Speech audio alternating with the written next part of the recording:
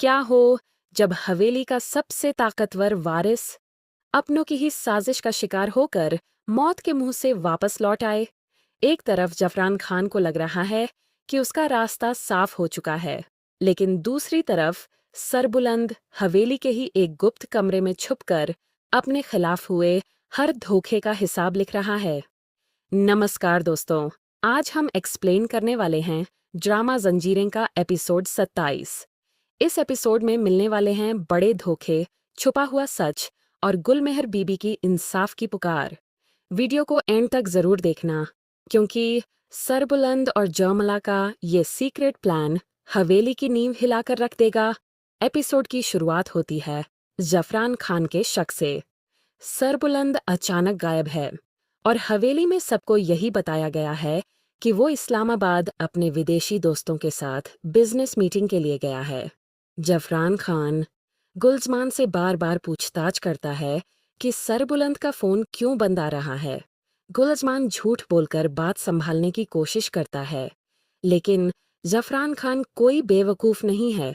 उसे पूरा यकीन हो जाता है कि हमला नाकाम रहा है और सरबुलंद मरा नहीं, बल्कि यहीं जागीर की सीमाओं में कहीं छुपा हुआ है।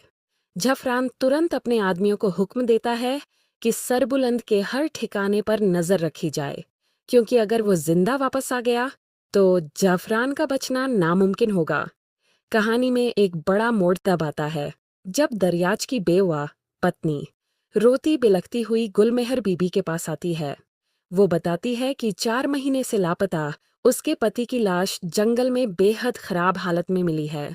वो रोते हुए इंसाफ मांगती है और खुलासा करती है कि उसका पति पैसों के लिए गलत काम करता था और आखिरी बार उसे हवेली के ही बड़े खान ने बुलाया था। गुलमेहर बीबी का दिल उस बेसहारा औरत और उसके छोटे बच्चे को देखकर पसीज जाता है। वो उससे वादा करती है कि चाहे कातिल कोई भी हो, उसे सजा जरूर मिलेगी और इंसाफ होकर रहेगा।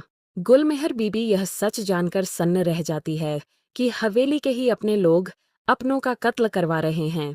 वो सीधे जाकर इस साजिश का पर्दाफाश करने की कोशिश करती है। जब उससे पूछा जाता है कि कातिल कौन है, तो वो साफ साफ इशारा करती है कि इसके पीछे चाचा जी और हवेली की अंदरूनी राजनीति का हाथ है।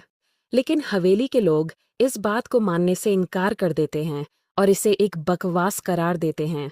पर गुलमेहर हार नहीं मानती। वो ठान लेती है कि इस हवेली में फैले जुर्म के जाल को वो खत्म करके ही दम लेगी। दूसरी तरफ हवेली के एक गुप्त कोने में छुपा सरबुलंद जख्मी हालत में अपने घावों को भर रहा है। जर्मला पूरी वफादारी के साथ उसकी देखभाल कर रही है।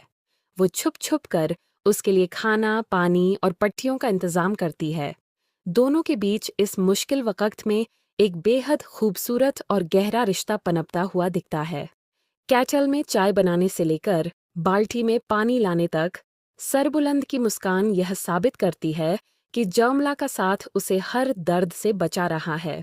सरबुलंद जर्मला से वादा करता है, मैं अपनी जिंदगी की सबसे मुश्किल जंग लड़ रहा हूँ और मुझे हारना नहीं है। इधर जफरान खान का गुस्सा 7वें आसमान पर पहुंच जाता है। जब उसके गुर्गे सरबुलंद को ढूंढने में नाकाम रहते हैं, तो वो आपा खो बैठता है। उसे लगने लगता है कि हवेली के ही कुछ लोग सरबुलंद से मिले हुए हैं और उसे पनाह दे रहे हैं। वो अपने आदमियों को ताकीद करता है कि अगर सरबुलंद का कोई भी सुराग मिले तो उसे वहीं खत्म कर दिया जाए। एपिसोड के आखिर में हवेली में शक का दायरा झरमला और बीवी जान तक पहुंचने लगता है, जिससे आने वाले एपिसोड्स का सस्पेंस डबल हो जाता है। तो दोस्तों, ये थी जंजीरें एपिसोड 27 की पूरी कहानी।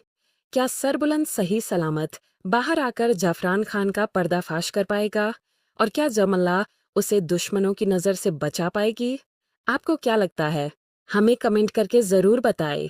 अगर वीडियो पसंद आई हो तो लाइक करें, दोस्तों के साथ शेयर करें और हमारे चैनल को सब्सक्राइब करना न भूलें। मिलते हैं अगले एपिसोड की कहानी के साथ।